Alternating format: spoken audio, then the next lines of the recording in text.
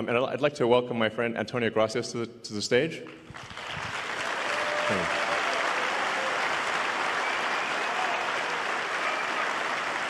I think so. Does it work? I can give you mine. Does it work? It'll be okay.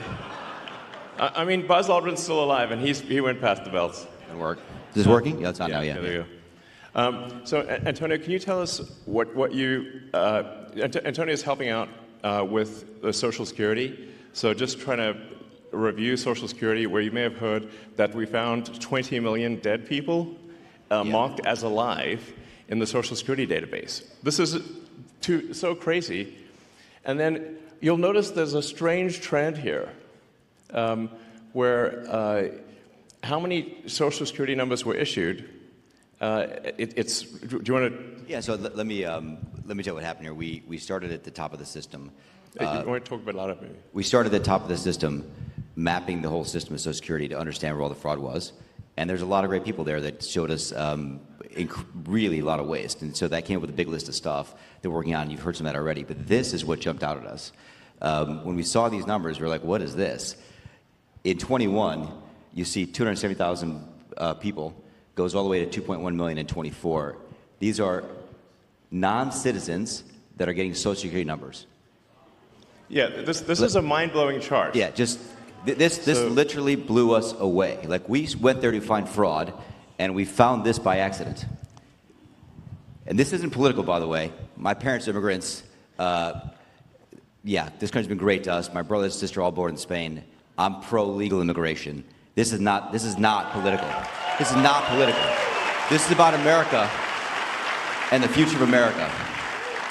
And there are a lot of good people in the system that pointed this in this direction. I want to honor them right now, that work in the government today, who took risks to show us these numbers and tell us what's going on. Yeah. So I want to stop for a minute. I want to honor those people today. Very good people. Very good people. I have been from D.C. to Social Security offices to the border to track this down, and very good people have helped us along the way. I want to thank them. Yeah. This number, what this is when you come in the country, if you're an illegal, there's a couple ways to come in. You come in through a port of entry, and you can tell them you're afraid, and they'll give you an asylum case. You'll get an interview, then you get in. That's one way to do it. Another way to do it is to just go to the border. Literally, this happened. I talked to Border Patrol myself. Elon was there too. I went to Laredo, and I went to Bronzeville. Elon went to Eagle Pass. You walk up to a Border Patrol officer, and you tell them you want to come in. They have a couple of choices. They could charge you with a misdemeanor or a felony under 1325, or they can make it an administrative offense, like a parking ticket, basically. They were told to do that, make it an administrative offense under the last administration. And then you go walk across the border. They do what's called a release from your own recognizance, and they give you an NTA, a notice to appear, which to appear at a judge.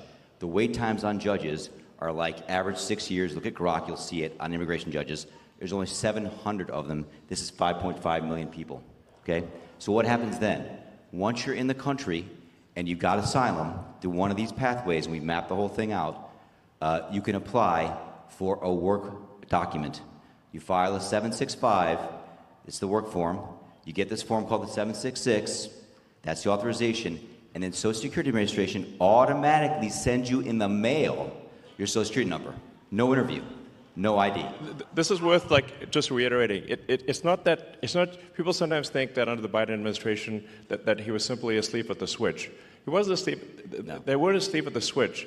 It was a massive, large-scale program to import as many illegals as possible, ultimately to change the entire voting map of the United States and disenfranchise the American people and make it a permanent, deep blue, one-party state from which there would be no escape.